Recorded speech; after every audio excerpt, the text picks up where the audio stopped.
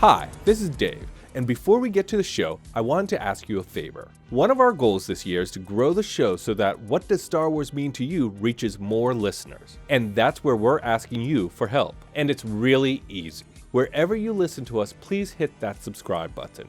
If you're liking the show, give us a 5-star rating and review on the platform you listen to us. We make a lot of fun of the algorithm and the smash that button thing, but it really does help us get noticed by new fans. And if you want to join in on the conversation, find us on social at Star Wars Mean to You. That's Star Wars Mean, the number 2 in the letter U. Now, let's chat some Star Wars.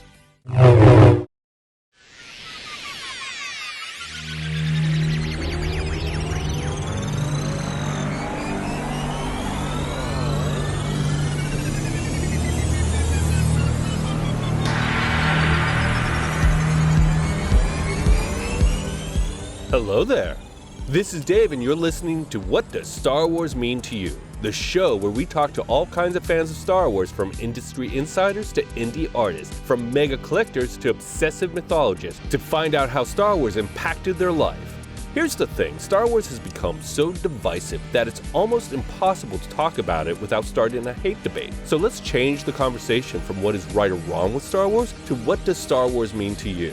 Today, it's episode 7, part 2 of my conversation with JC Reifenberg. JC is a director, a writer. He's worked for Major League Baseball and is the producer for Kevin Smith's Fatman Beyond podcast. But what he may be best known for is being the creator and owner of the famed SCUM and VILLAINY Cantina, the intergalactic geek bar nestled in the wretched hive of Hollywood, Los Angeles. Last week, we talked about how his obsession with Star Wars started and how he consumed nearly everything Star Wars, including watching the movies as taped off of commercial TV nearly every single night. And that set the stage for the next part of his Star Wars journey, starting with his appearance on Rosie O'Donnell, being on MTV's TRL, and meeting George Lucas himself. I'm going to let him tell you all about that. So first, let's talk about this week. It's Thursday, April 27th. For all of those who are anticipating Jedi Survivor, I'm very jealous of you because I don't have a next-gen console, so I will not be playing it for the foreseeable future. I only bring this up because I don't want it to seem like I'm ignoring it. I'm not. I loved the first game. It was fantastic. It was so much fun to play. I'm just brooding in my booth, cursing that it didn't come out for the older consoles. So that's that on that. What else?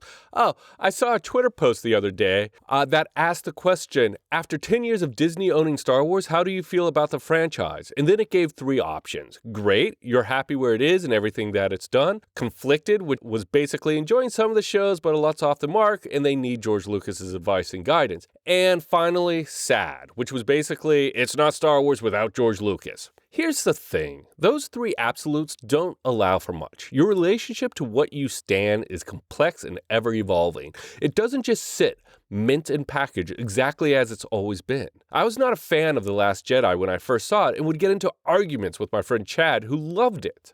The movie just went so against my expectations that I didn't know how to react. But in time, I really grew to admire it. And it's more than just there's some good parts. I can see through my own fandom expectations and see what Rian Johnson was trying to do, and I sincerely like some of it. Like, if you think about it, it's Empire Strikes Back in reverse. Empire starts on a snow planet, Last Jedi ends on a salt planet. There's a student who seeks out a hermit who lives on an island as opposed to a bog. They go to a gambling city instead of a cloud city.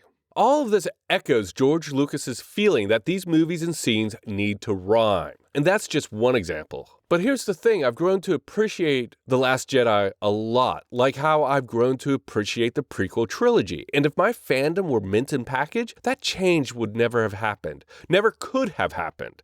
I know we all know this, but I feel like social media is about statements of absolutes and hyperbole. And being a franchise fan, a fan of any franchise, is a lot more subtle. Because really, your relationship with your fandom is your relationship with yourself. And that's part of what I'm trying to figure out on this show. Listening to people talk about what they love about Star Wars helps me see beyond my own fandom and a different side of Star Wars. And I hope it helps you too. I also hope you are enjoying hearing other fans talk about what they love about Star Wars. Now, you know this is coming. Having said all that, I now have to say this. Hit the subscribe button so you don't miss a single episode. If you're liking the show, please give it a 5-star rating and review. Let us know and get in on the conversation on Twitter or Instagram at Star Wars Mean to You. That's at Star Wars Mean, the number 2 and the letter U. Part 2 of my conversation with J.C. Reifenberg continues right after this break. Cinema Craptaculous is your podcast destination for all things movies, good and bad, streaming series, good and bad, and pop culture, good, bad, and the ugly. You get a totally different show every week, such as People Also Watched with Adam, Dave, and Tara. They're three industry insiders who always find the hilarity in the big-budget feature and the lesser-known feature you may have missed. There is, of course, the Expanded Universe. This is your place to geek out. John, Doc, and S'more are your geek experts to talk about what's going on in the world of streaming series, movies, superheroes, pretty much any showbiz geek topic, they're going to talk about it. And, of course, there's the show that started it all, Cinema Craptaculous, with Stephanie, John, and Dave. You don't even need to have seen the movies these guys talk about to have a good time. So what are you waiting for? Go and subscribe to Cinema Craptaculous wherever you listen to your favorite podcast. Picking up in 1999, somebody told me that Rosie O'Donnell was talking about Star Wars on her television show all the time. So I started watching Rosie O'Donnell in the weeks leading up to Star Wars Episode 1's release. Still wearing Jedi robes in school. Hitting the second semester senior vibes hard. And I was an umpire for Little League Baseball, and I'd saved a bunch of money. And it was announced on the Rosie O'Donnell show that tomorrow, tickets for the charity premiere in Chicago of the Rosie O'Donnell of the Star Wars Episode 1 were going on sale. Tickets were $500. You got to see the movie on the Sunday the 16th. And for the low price of $500 in 1999, I got to see the newest Star Wars 3 days early, 72 hours early. That's like less than $10 an hour. Yeah, exactly. And I make about that umpiring. How can I not? So me and Trevor still, and two other friends, Neil and Chad, spent $500. Like, Neil borrowed the money from his parents. Trevor was working at a grocery store. I think Neil and Trevor were both working at a grocery store and used that money. Chad pulled from his bar mitzvah money. And we went and we saw Star Wars at McClurg Court in downtown Chicago. And Rosie O'Donnell had been talking about her limo driver knew more about Star Wars than anything.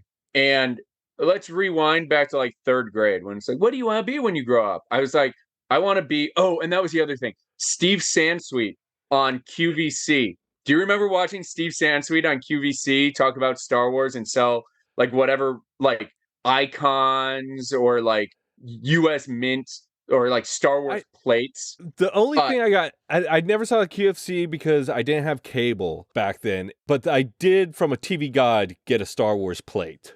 Yeah, okay. So Steve Sansweet was on QVC one night talking about Star Wars. And I'll never forget this. My friend Trevor and I sat in my basement, we watched it, and he had a trivia question. I'm going to quiz you with the Steve Sansweet trivia question that I still use and remember to this day. The bounty hunters, he was talking about the bounty hunters Forlom and Zuckuss and how they, in the original action figure line, the packaging was switched. They labeled Forlom as Zuckuss and Zuckuss as Forlom. Forlom is the droid. He goes, do you know what Forlom stands for? Oh, man. I did at one time. For LLM. You know what? I do not. I mean, I know I did because I read the Bounty Hunter book in Tales of the Bounty Hunters. He was named Forlom by ILM or Kenner. Stands for the love of money. LOM. Love of money. I was going to say love of man, and I knew that couldn't be right. Anyway, very for love of money. That's like a rich person's license plate. Yeah, exactly. So when I was growing up, I wanted to be known world round as the Star Wars trivia champion of the world. I wanted to become the new Steve Sansweet. And then I wanted to be a professional baseball player. And then I wanted to be an 80s hair band rocker. Those were the things I wanted to do with my life. So Rosie O'Donnell, fast forward back to 1999. Rosie O'Donnell's like, my limo driver knows more about Star Wars than anybody. I live in Connecticut. He drives me down to 30 Rock every day. And he's like, Rosie, the Ewoks are actually, right? Yeah. And I was like, I can't let Rosie O'Donnell be on national TV talking about this doofus who knows more about Star Wars than anybody. Like, I know more about Star Wars than anybody. And also, like, to all the like Star Wars explained and Star Wars theory people on YouTube, like, I'm amazed by them because like they know everything about all Star Wars today, which like you have to keep in mind when I'm talking about knowing everything about Star Wars. I knew everything about Star Wars when there was 6 total hours of Star Wars, plus two Ewok movies, and from Star Wars to Jedi. So like I had like 8 or 9 hours of Star Wars memorized. We got like 18 hours of Star Wars just this year. So, or just in 2022, right? And then Bad Batch just came out last night, and I haven't even had a chance to think about watching it yet. Anyway, so like I had a firm grasp on that. I had a firm grasp on like the books because I was like I could now read faster. I was re-consuming the books as much as possible. And back then, like that was reaching the point where the books started coming out faster and faster, like the TV shows now, where it's getting harder to keep up. And so I went up to Rosie O'Donnell, who was sitting 3 rows behind me in the movie theater. I was like, I'd love to challenge your limo driver to Star Wars trivia. I'm the best in the world. She's like, he's sitting right there. Challenge him. So I challenged him. His name is Jimmy. I was like, I challenge you to Star Wars trivia. He's like, all right, bro, we'll meet up at the after party. Never met up at the after party. That Monday, because we went to the premiere in Jedi robes, right? 4 young guys in Jedi robes. Everybody else. Were you the only one in robes at the? Oh no, all 4 of us were. Oh, but only the 4 of us. Nobody else. Was your group were the only one in robes. Yeah. So we were on like the front page of the Chicago Sun-Times. We were on all the news stations, all of that. Get home from school. And Rosie O'Donnell starts telling the story on Monday. And she's like, and I met these kids who are like, challenged Jimmy to trivia. So like, we're going to bring them on the show. The show ends and I am freaking out because I haven't gotten a phone call yet.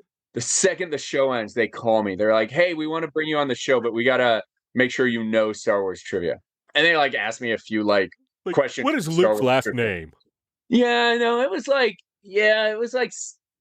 I don't know. It was like, what's Luke's call sign in the Battle of Yavin and some stuff. And then like they asked me some question about like Lando the answer was incorrect, and I had to explain to them why the answer was incorrect. And so they're like, okay, we're bringing you on the show. So the next day, Tuesday, May 18th, they flew me and my friend Neil out to New York, and then on the put us up at the Parker Meridian. That night we walked around New York. We had never been there before. We're like, well, we want to go to FAO Schwartz, the toy store, right? Yeah. Big. And they were having a private Lucasfilm party that night at FAO Schwartz the night before the movie. So we like hung out outside FAO Schwartz and talked to the security guards and like looked inside to see if we could see anybody famous. And oh my God, what a wonderful night. And then the next day, a car picks us up and takes us to Rockefeller. We were in Will Ferrell's dressing room because Rosie shared dressing rooms with the people from Saturday Night Live. And we're sitting there and we're like, what are they going to, me and Neil are going back and forth. What are they going to quiz us on? How are we going to do that? Like, oh my God, we can't lose. We're going to be on TV and we tell everybody we're the best. And what are we going to do? And so we're like quizzing each other on like, who flew Rogue 4 at the Battle of Thyfera? Which is from like the Michael Stackpole X-Wing. Like we're not even we know the movie so well. We're like digging deep. And like we're trying to figure it out and we can't figure it out. And we're like, God, what if they ask us this? Like we know who flew every rogue in every mission and who died when and what and then like as we're getting taken out to wait to go on the show, he's like, dude, he was like, nobody flew Rogue 4 at Battle of Thyfera. In the previous battle, Rogue 4 had died and Thyfera happened too quickly, and so they flew with 11 instead of 12. And I was like, yes, we're gonna win. And so like we went out and we did our thing. We got all 10 questions right. The limo driver got all 10 questions right. Famously, it was the episode I was on the same episode as Tom Selleck when he got in a huge fight with her about the NRA and gun control, and people freaked out. They brought us back on at the end of the show to try to like, oh look, the kids are back forget about this controversial thing we just did. And they asked each one of us a question. They asked me, what is Princess Leia's cell number in the Death Star? 2187.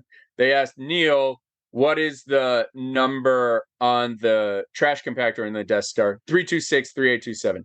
They asked Jimmy, what in Empire Strikes Back, or when Han's fixing the Millennium Falcon, he asked Chewie for two tools. What are they? And Jimmy's like, a wrench and a hammer. I don't know.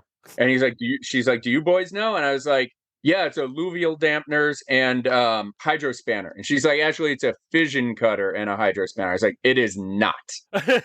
Go watch the movie. It's an Empire. Go to the tape. Go to the tape. But it was the end of the show. She's like, frankly, I trust you guys more than my writers. Here you go. We won these giant, like 36 by 36 by 36 boxes of toys that were shipped to our house. Really, really fun. Life goal complete. I am on national live TV, proving to the world that I am the Star Wars trivia champion of the world. It was amazing. Then I go to college, and I'm like the Star Wars guy at college, of course. And then I moved to Hoboken, New Jersey, thinking I'm hot shit, video editor, can't get a job. Start working at Midtown Comics in Times Square.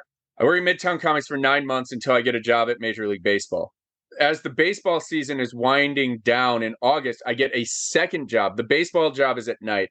I get a second job during the day working for Business Week TV, which is a financial news show. I quit. When I get that, I quit Midtown Comics. You get a phone call a few weeks later from my boss at Midtown. Hey, somebody from MTV was in here looking for the biggest Star Wars fans in the world. I told them you were the biggest Star Wars fan in the world. Send them an email. Now, I'm 22. I'm working nights at Major League Baseball. I'm interning as a producer's assistant. I'm working on this TV show. I work 120-hour plus weeks, but I've learned how to write a business email. And I've got cred from working at Midtown Comics. So I write the casting director of MTV's TRL. Now, TRL mattered back then. It was a show. It was like a big deal. It was the show. Dear so-and-so, Rob from Midtown Comics told me to reach out to you. My name's JC Reifenberg. He said he talked about me to you. Here's why I'm the biggest Star Wars fan in the world. And it was at the end of their casting process. So they were like, hey, can you come in today at 3:00? I was like, I have work, but yes. So I bailed from Business Week early, walked over to TRL, sitting on the sidewalk, waiting, being like, this is never going to happen. Then they come down. They bring me up to the casting offices. They sit me down just like you have, put a camera on me, and they're like, tell me why you love Star Wars. I take a deep breath and I talk for 25 minutes without stopping. Similar to what you're seeing tonight. Yeah. And they start cracking up just like you are. They're like, okay, good enough. They're like, the prize for this is the best thing you can imagine. So the producers need us to make sure that you are as good as you say you are. And they were like, also, don't tell anybody that you were on the Rosie O'Donnell show because people hate it when the same privileged people get to do this stuff. But you're so much fun. We have to put you on the show if you can answer these 10 Star Wars trivia questions. So they asked me 10 Star Wars trivia questions. I get them all right. Were they harder or easier than the Rosie O'Donnell? They were from episode 1, episode 2, 4, 5, and 6. So some of them were really easy. What's the name of Admiral Akbar's spaceship? Home 1. Some of them were really hard because they were from Star Wars episode 1 and 2, which at that time, Star Wars episode 2 had come out in 2002. I think it had just gotten a home video release a year later. So you couldn't really watch it the same way. They were like, we've interviewed 1,400 people and you're the only one who got all 10 questions right. Jeez. I was like, what was the question that everybody got wrong? And the question was, and we'll see if you can answer. Okay. People know it more now, and I talk about this all the time. But you have to remember, episode 2's only been out of the theater for a year. At the beginning of Star Wars episode 2, Obi-Wan Kenobi and Anakin Skywalker have just returned from what planet? Oh, I don't know. So, you think back to episode 2, right? And you're like, well, you first see Obi-Wan and Anakin. They're in the elevator going up to Padme's apartment, and they're talking about the nest of Gundarks and this and this. And they mention a planet in there. Not Cato Nemoidia. I don't remember what it is anymore. And so everybody gave that planet name. And in the moment, I'm sitting there and I'm like, no, they're talking about an adventure between episode 1 and episode 2. Like that's not where they were at right before episode 2. What could it be? Well, what happens in episode 2 right before that? Corday dies, Padme's ship blows up, she's revealed, the decoy, they go to the Palpatine's office, and Mace Windu and Palpatine is manipulating the Jedi, saying, oh, maybe Master Kenobi and Anakin Skywalker can be your protector. and Windu goes, that's possible. Master Kenobi's just returned from a border dispute on Ancion. Oh. Ancion's the answer. I was the only one in New York City who got that right. So I go on the show. Okay, I do just want to quickly say, and you do a pretty mean Ian McDermott as the Palpatine. So you have 2 impersonations under your belt now. Obi-Wan. So I go on the show, and before the show, pre-show, they are. I'm going to embarrass this kid, and I'm sorry, but like it is what. Before the show, we do a test round, and so it's like there's 4 podiums. It's this guy Randy on the end, Natasha, me, and then this other guy who I can't remember his name. Randy's dressed as a Jedi, Natasha's dressed as a stormtrooper. I'm dressed in my Jedi robes, and the guy next to me has like a Darth Sidious robe on. We made all of them, right? They wanted us to come dressed up. So they're all super nervous. This is 2004, so I'm 23. I've been in media. I used to do a lot of like interviews for Midtown Comics when like ESPN would come in or whatever, because like I could talk on camera and I was okay. Like I wasn't like stammering. You weren't lost for words. Yeah. You could get to the point quickly. So I'm like, I'm not nervous. I've done Rosie O'Donnell. Kiddos. And they were all like a year, 2 years, 3 years younger than me. And so we're doing the preview round, and like one of the questions, like I'm cocky as all get out. One of the preview questions was Uncle Owen buys a droid, boom. And I'm like, R5D4. And they're like, no, let us finish the question. And let's sidebar here.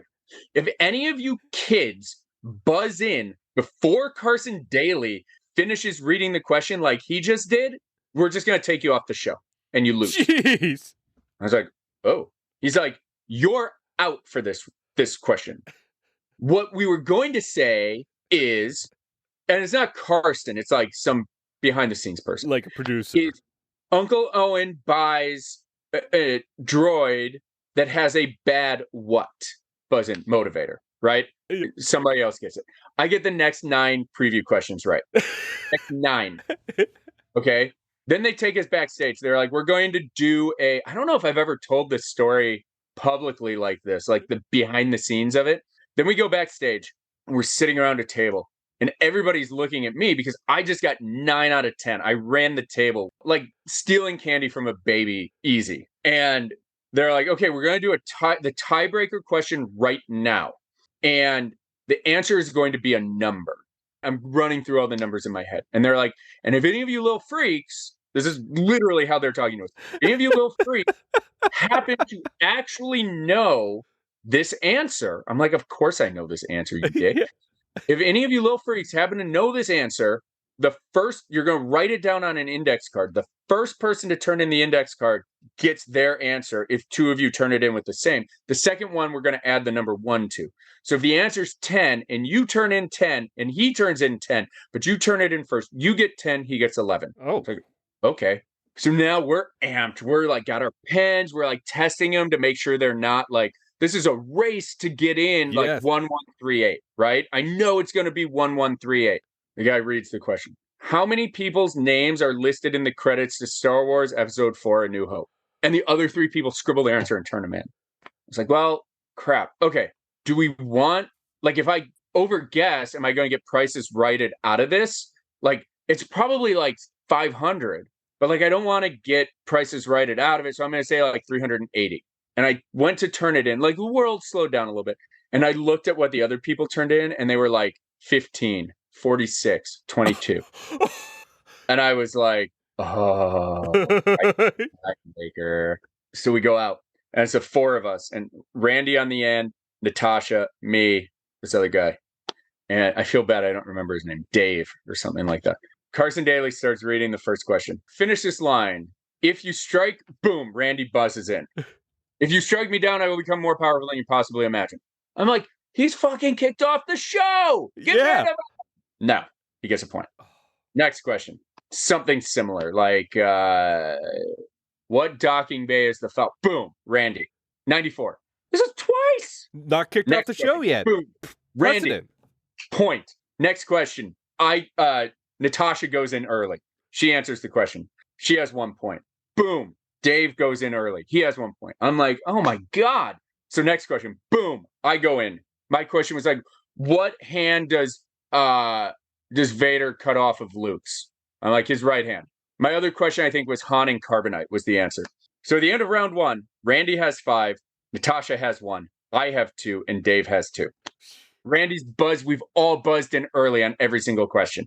I was like, these people. But I know I have a tiebreaker. So I knew I only had to come in second, tie for second. So they read the tiebreaker. They're like, Randy and JC will come back for round 2. Natasha, Dave, we got to say goodbye. And it pains me to do this, but JC and Randy are going to be playing for a trip to go to Skywalker Ranch and see Star Wars Episode 3, Revenge of the Sith before anybody else on the planet.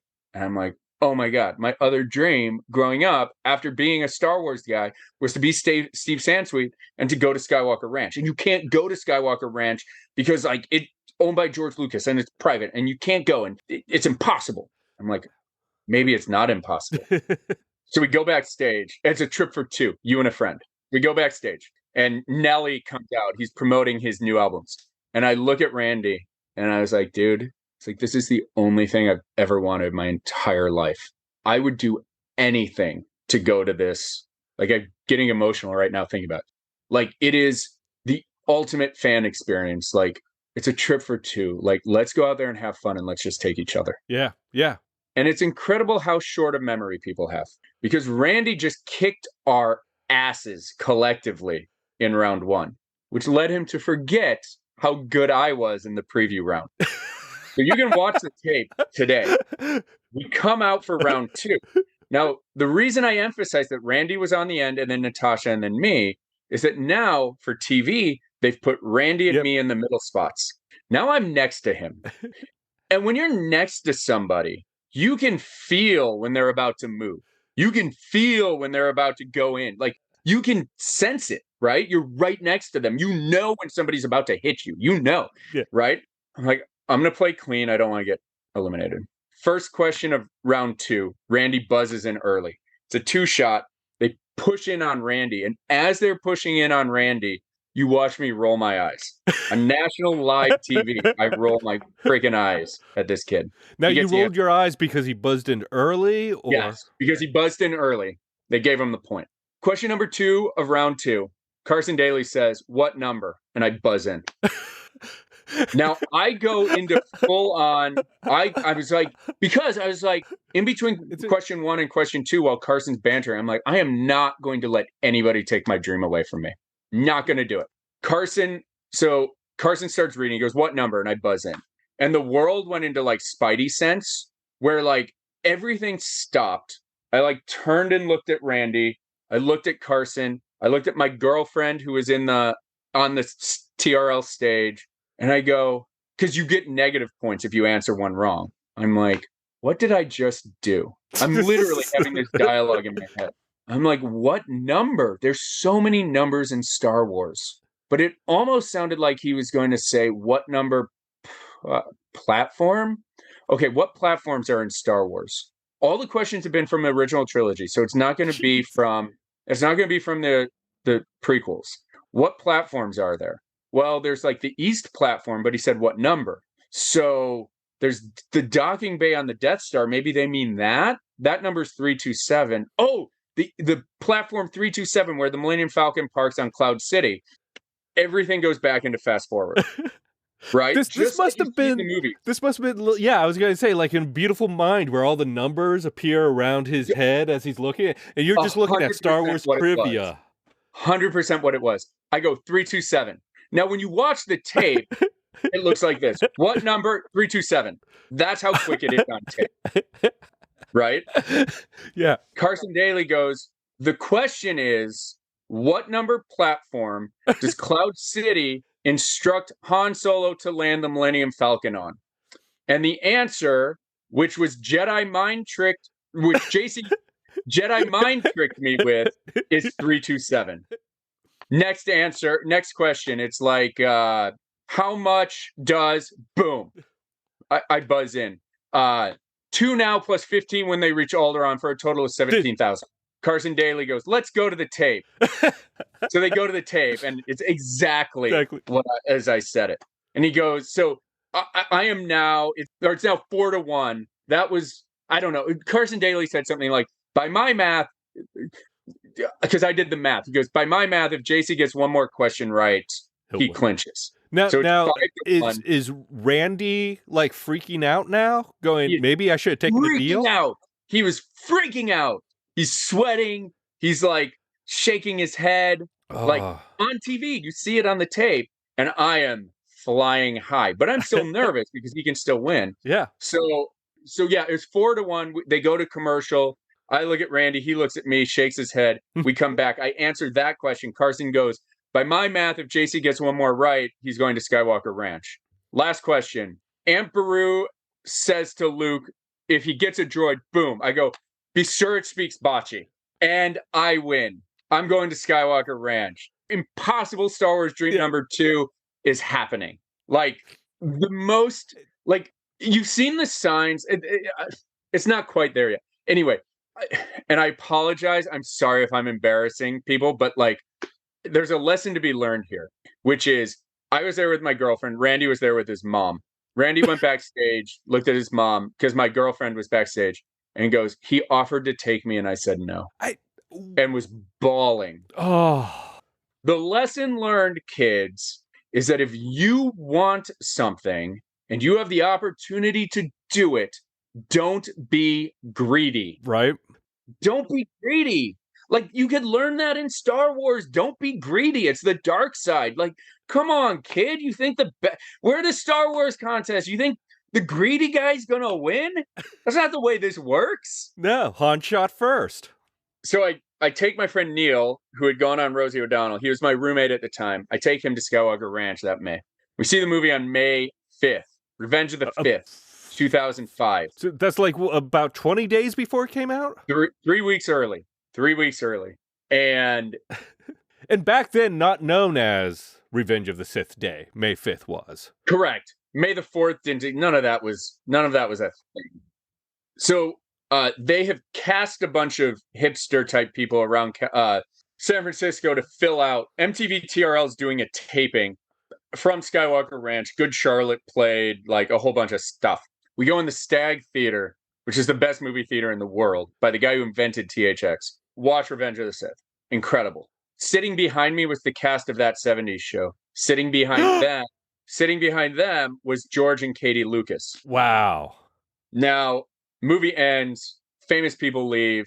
I follow the EPs of TRL out the back door because I'm geeking out with them about the show. I'm kind of like VIP because I was there. And there was another guy who won like the European contest who was there.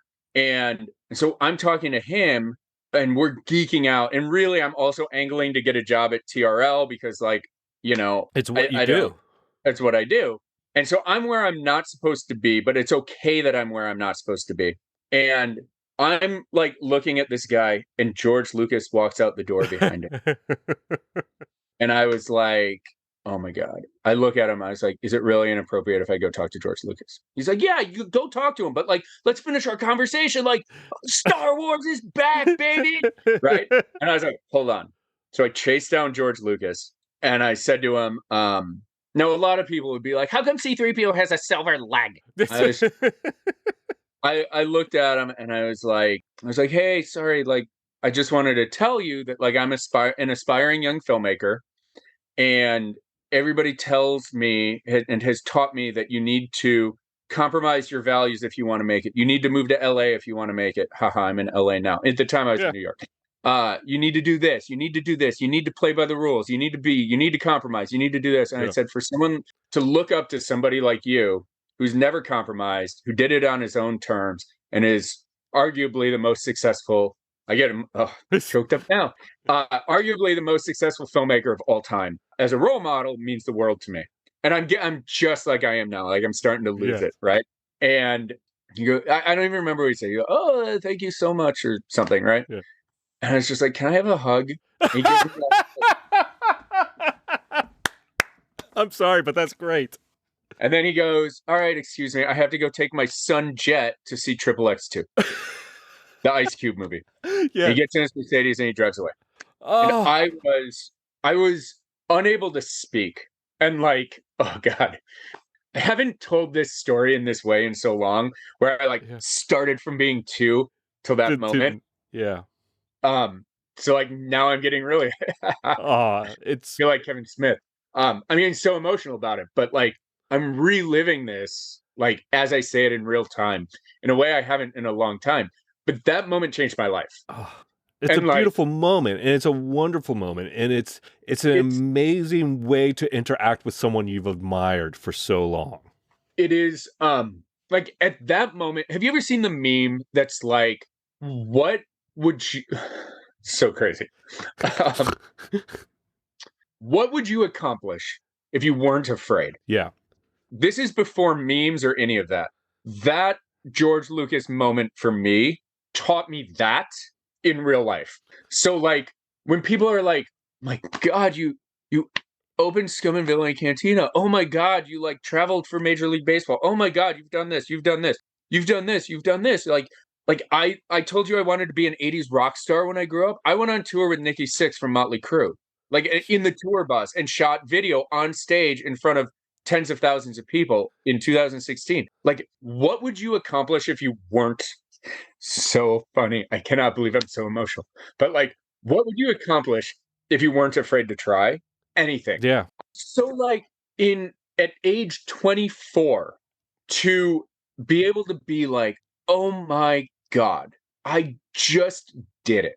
Like, I just did it. Like, I did the impossible thing. Like, going to Skywalker Ranch and meeting George Lucas is harder, arguably, at that time, than making a movie, which is what my career was. And at that moment, I was just like, everything's bonus. Like, I am 24. Yeah. I achieved my childhood dream. And anything I do from now until the day I die is bonus. So, like, what the hell? Let's try to open a geek bar. Why not? What's the worst that can happen? Like, you can't take that other thing away from me.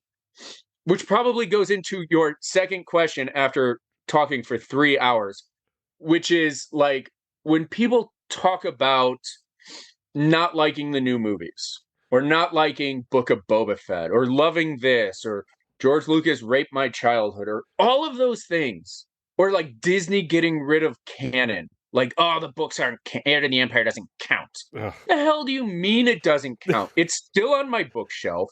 Yep. It still meant the world to me, and it still does mean the world to me. And unless Bob Iger comes to my house, breaks into my studio, and takes those books off the shelf, and then wipes my memory, of course it counts. Like, it's not, it doesn't, you don't need Disney. You don't need George Lucas. You don't need Lucasfilm. You don't need anybody else to tell you what your canon is. What's important to you, what means something to you. And just because Walt Disney or Kathleen Kennedy makes a movie you don't like, it doesn't take away. Like, look, I don't love what happened to Luke in Last Jedi, but it doesn't change how I feel about watching Luke in Return of the Jedi. And if it does change how it makes you feel about Luke in Return of the Jedi, it's not a problem with Last Jedi, it's a problem with you. Totally agree with that. But like, it doesn't change Return of the Jedi to me. It doesn't change the action figure on the wall and going to Toys R Us. It doesn't change what happens in those books. Like, that's my advice for the world of fandom. Stop letting a corporation tell you what's important. Stop. It doesn't matter. Like, look, I love Andor. Andor, I think, is like the greatest thing in the world. But I talk to huge Star Wars fans who don't like it because there's no myth in it. There's no myth in it. And I was like, there isn't any myth in it. But it's like the greatest story that you can imagine. It's the best. If it wasn't called Star Wars, it'd still be one of the best things on television. You Yeah. know, I didn't really care for Book of Boba Fett, but I love The Mandalorian. And like, okay, cool. And, Here's and the the other thing. difference between Andor and The Mandalorian is very apparent in just Yeah. tone, look, style, all kinds of different things. Yet both of them are Star Wars. 100%. By the way, Luke showing back up in the end of season 2 in The Mandalorian was Magical. everything I ever wanted post meeting George Lucas. But like, it's also the people complaining are people my age and older for the most part. And I think the reason that they're complaining is they grew up like me, where like you had 6 hours of Star Wars and it was your whole identity and it was how you made friends and it was what you held on to while you were getting teased and beat up and the social pariah. And so like I understand the feelings of betrayal. I had very strong feelings of betrayal by certain things. But there's not 6 hours of Star Wars anymore. And there's not 12 hours of Star Wars anymore. You know, there's 12 hours of Star Wars from 1977 till 2015. Yeah. You know what I mean? That's a really long time to only have 12 hours of content. Into 2022, we had Bad Batch, which was what? 8 hours? We had Obi-Wan, which was what? 6. 8 hours? We had Andor, which was what? 9 hours? We had Book of Boba Fett, which was what? 10 hours? You had Tales of the Jedi. Tales of the Jedi. You had 5 times the total amount of Star Wars in the year 2022 than you did from 1977 till 2015. So like it doesn't all need to be squeezed to death. You don't need to hold on to all of it because like your life depends on it, because your life doesn't depend on it anymore.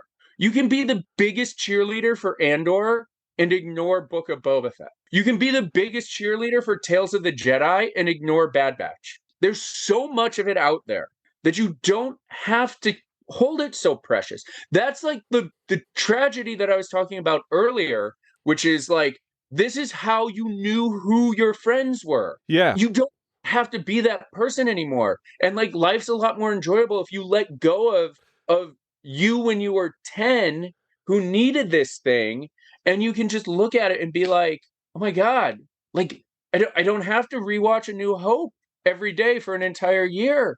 I can pick and choose. I can pick and choose the part. Now, here's the other thing. It's all on demand. Like you don't even have to wait and fast forward a VHS and then you went too far and then you have to rewind and then you have to hit it so that you watch the part that you want. It's all on your demand. It's all at your fingertips. You can watch it on your phone and you can watch only the parts you like. And that to me is like the idea of what's so wonderful about Star Wars right now. And what so many people are missing is just like, you can take what you love and you can leave the other stuff. Because there's more Star Wars out right now for you to love than there ever has been in the other 35 years that it was happening. And so like, choose to focus on that, not on the like, there's more to love now than there ever was when you were a kid and growing up. And like, there's other ways to like, I don't want to be friends with somebody who likes Last Jedi. Okay, fine. Find somebody who loves Mandalorian season 2, and loves the MCU. Yeah. Or phase 1 of the MCU. And loves Firefly but doesn't love Buffy. Guess what? That person exists and they're on the internet, and focus on those things. Like, it's so much easier to find your people now than it ever was before, that like, you don't need to Lemmy it from Mice and Men. Like, it's all there. It's all at your fingertips. You don't have to hold it out from anybody. Like, everyone should be able to be in this sandbox. And the representation that all these different properties or separate Star Wars entities allow is amazing. Do you want to see a young boy fighting the Empire? Well, you have Rebels. You want to see a young girl fighting the Empire? You have Bad Batch. You want to see a 18-year-old female take on the Empire, you have the sequel trilogy. Everybody can see themselves now in these properties. And I think that's an amazing achievement, as well as the different voices telling the stories and allowing you to see Star Wars in a different way, or even your own life in a different way, because it's a different voice telling the story. Yeah, and if you don't like it, who cares? Yeah. Dave Filoni's going to make more Star Wars, you guys. Yes. If you like Dave Filoni's Star Wars, he's not stopping. So, No. just wait for Ahsoka and ignore the rest of it. Well, let me ask you this. I don't watch the sequel trilogy. I've seen Force Awakens 8 times. I've seen Last Jedi twice. I've seen Rise of Skywalker once. Don't care. I love The Mandalorian, but I've only watched Mandalorian once also. Do you know why? Because I'm watching Bad Batch, and then I'm watching Kenobi. And Kenobi's a great example. There was some stuff in Kenobi. I would kill to see a O'Shea Jackson Jr. spin-off series that takes place at the same time as Star Wars Rebels, right? Yeah. So you have Ezra and his people doing their thing, and then you have, I don't know what the character's name is, because who can keep up anymore? But you have mini Ice Cube leading his band of rebels, and it all ties together in Andor season 2. How wonderful would that be? And I don't know, the first Obi-Wan Vader fight in the Obi-Wan show was horrifyingly poor to me. It felt like the worst video game I'd ever watched. But the last Obi-Wan Vader fight I thought was pretty effective and really did some really cool stuff. So does Obi-Wan suck? Do I walk around talking about how crappy Obi-Wan was? No. I talk about the last scene, and I talk about how great O'Shea Jackson Jr. was in it. And I talk about how interesting it was to see this side of Darth Vader. And I think it was great seeing Hayden Christensen in the role again. Oh my God. And the flashback scene of them training. Yes. Look, here's the thing. 8 hours of Obi-Wan Kenobi TV. If the only thing you liked was that flashback scene, isn't it worth it? Yes. Isn't it worth it just to get that? And that's the way. I don't like the special edition changes, but it was so worth it to see new Star Wars. And so if you get 1 minute of new Star Wars that takes you back, that you really love, out of any of it, isn't it worth it? Isn't it worth it than having it just lie dead? Yeah. You get 1 minute a year. I would have killed from 1985 to 1997. I would have murdered somebody for 1 minute of new Star Wars. I would watch Star Wars to Jedi all the time just to see the cutscenes of Jabba the Hutt talking in a Scottish accent. I would have killed for it. And now it's well, I don't know. It's come on, man. I get it. But it's also kind of just let it go. Watch Star Wars and learn the lesson. Let go, Luke. Yeah. Right? Let it go. Kill the past. You're not the same age. The world isn't the same place. And you're getting the thing that you prayed for. You're not getting it exactly the way you prayed for it. Kevin Smith says this, and I truly believe it. He's if you really work at it and you wait long enough, you can have almost everything you want, just not in the way that you want it. Right? And it's I wanted to be a professional baseball player, and I will never do that. But I worked for Major League Baseball, and I was on the field when the Yankees won the World Series, and I've been in the locker room when the players were celebrating their win, and did I play Major League Baseball in the major leagues and make millions of dollars? No, I never will. And I could be shitty about that, or I could look at the experience I did get to have because I loved the game of baseball so much that I pursued it with all my heart and go, you know what? This is pretty special. This is pretty neat that I got to do these things. And to ignore that and be well, life sucks because I didn't get to hit major league pitching and be on TV. It's I think you're missing the point. It's Kardashian fame, right? Do you want to be famous for famous, or do you want to do the thing? Do you want to be an actor, right? If you want to be an actor, you can be a wonderful actor and nobody may ever know your name, but you can still impact people in the audience at a local theater. Do you want to act or do you want to be famous? And it's the same thing with Star Wars. There's so much opportunity right now. There are people who make money talking about Star Wars on YouTube. Yes, a ton. The hell? That's a job. There are people who make money playing Jedi Outcast on Twitch. That's a job. What? What? Are you kidding? What world do we live in? Like, I don't know. It's like there's too much good stuff to focus on the bad. Yeah. And to be mired in the hatred feels like it takes so much negative energy and so much defiance and so much just of your soul in order to hate something feels like a giant waste of time. I mean, that's one of the ways I came to this was I was like, I just want to enjoy what I enjoy and find out what other people enjoy about it and maybe change my mind. I know for me personally, when I walked out of Last Jedi, I was just silent for like 24 hours because I was just going, what did I just see? And a friend of mine was very like, this is the best Star Wars yet. And I was like, I don't see it, but I've come around to really appreciating some of the things in the movie. Some of the things, yes. And I will also say this, just because I feel like we've crapped on the Emperor Palpatines who like let the hate rot them from the inside out quite a bit. The self-righteous people who are like, well, if you don't like all Star Wars, you're a bad person. No. Are equally as bad, and all you're doing is you're throwing fuel in the fire of either extreme. Yeah, divisiveness. If Star Wars has taught you anything, it's that the hubris and the I know everything of the Jedi doesn't work. Yes. So stop fighting with me that you love Last Jedi and I'm wrong. The same way that the people on the far other side who hate everything and everything ruined their childhood, all you're doing is the same coin, just different sides. Like, knock it off. Like, let people like what they like. Let people dislike what they like. The one thing that I guess makes sense on the people who spew the hatred of it is that, and we've seen it in all aspects of society now, is you can monetize hate now.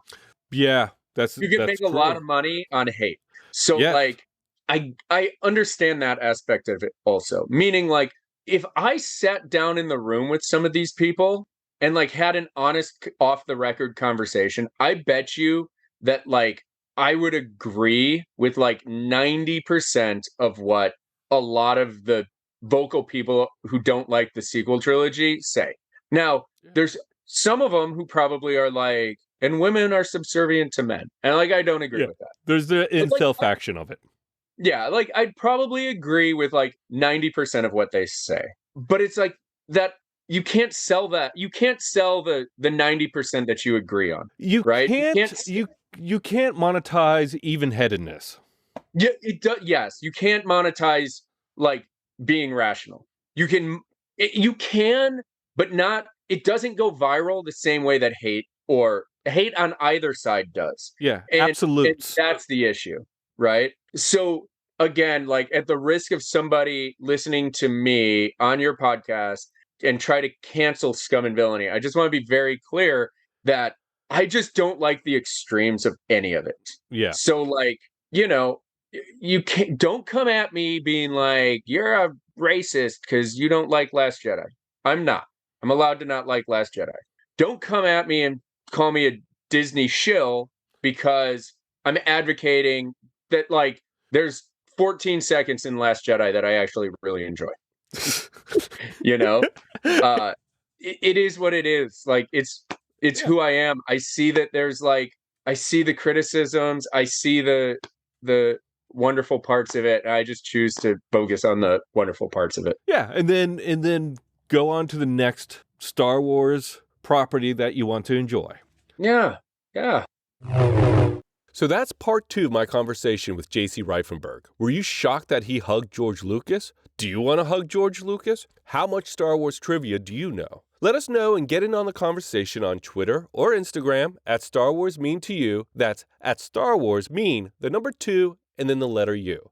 You can follow JC on Twitter at Reifenberg. That info is in the podcast notes as well. Hit the subscribe button so you don't miss a single episode. And if you're liking the show, please give a 5-star rating and review. It just helps so much. And join me next week for May the 4th Be With You Day. It's going to have part 3 of my conversation with JC, where we talk about what makes Star Wars for him, the importance of geek spaces like SCUM and Villainy, and of course, more Star Wars. That same day, a bonus episode will be released where JC shares his theory of why Jar Jar is the most important character in Star Wars.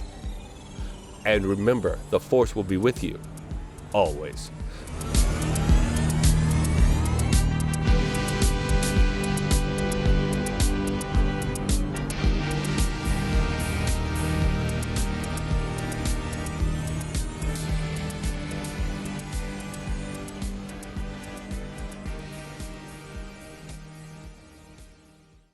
Hi, this is Dave, and before we get to the show, I wanted to ask you a favor. One of our goals this year is to grow the show so that What Does Star Wars Mean to You reaches more listeners, and that's where we're asking you for help. And it's really easy. Wherever you listen to us, please hit that subscribe button.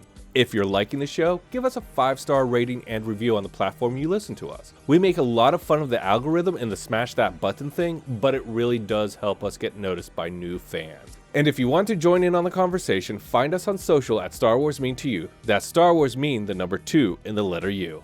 Now, let's chat some Star Wars.